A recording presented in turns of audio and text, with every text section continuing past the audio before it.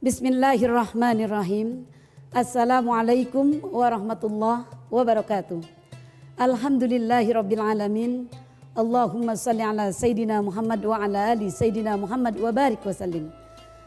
Pada bulan Ramadan yang mulia ini, tentunya kita tidak ingin melewatkan begitu saja tanpa ada amal ibadah yang kita persembahkan kepada Allah Subhanahu wa taala.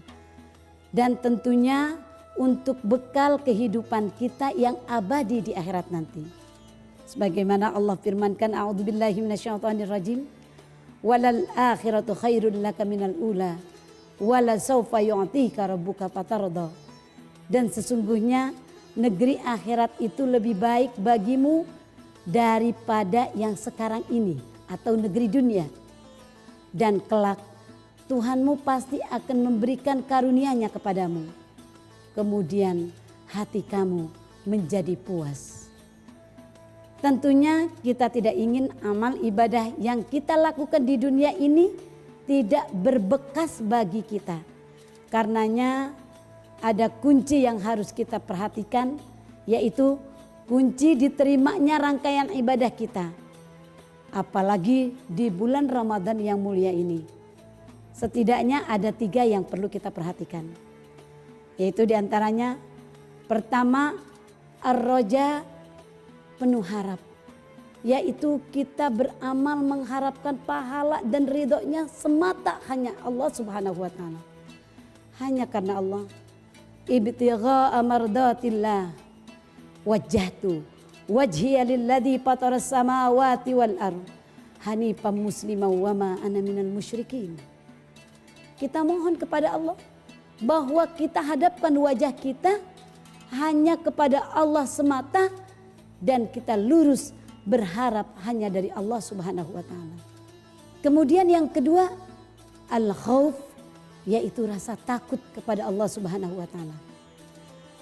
Kita beribadah bukan karena siapapun. Kita beribadah karena hanya rasa takut terhadap siksa Allah Subhanahu wa taala.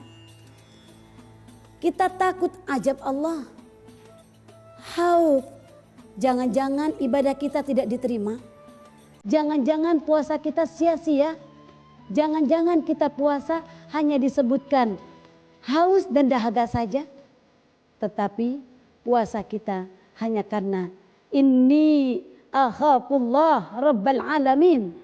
Puasaku adalah karena takut kepada Allah Rabbul Alamin, Tuhan semesta alam. Ini yang kita harapkan dari ibadah kita, rasa takut kepada Allah. Kemudian kunci yang ketiga untuk amal ibadah kita diterima oleh Allah Subhanahu wa taala adalah mahabbah. Cinta, mengharapkan cinta Allah Subhanahu wa taala. Mahabbatu ilallah, berharap cinta hanya kepada Allah Subhanahu wa taala. Sebagaimana Rabi'ah al-Adawiyah, seorang sufi perempuan yang tergolong termasuk pada waliullah. Beliau ibadah lebih mengedepankan rasa mahabbah yang begitu mendalam kepada Allah Subhanahu wa taala. Maka ketika ditanya, apa harapan ibadahnya? Apakah karena ingin masuk surga atau karena takut masuk neraka? Rabi'ah al-Adawiyah dengan santainya beliau menjawab, tidak takut neraka dan tidak ingin masuk surga. Apalah arti masuk rumah mewah tetapi sang pemilik tidak menyapa. Demikian halnya apalah arti masuk surga jika sang pemilik surga tidak cinta pada kita. Filosofi Rabi'ah al-Adawiyah perlu dicontoh untuk perempuan-perempuan saat ini.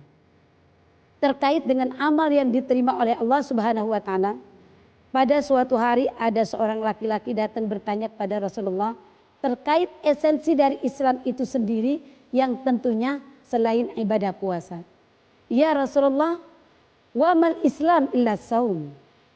Qala an tuslima qalbaka lillah wa an tuwajjiha wajhaka lillah wa an tusalliya salatal maktubah wa tuaddiya zakatal mafruḍah.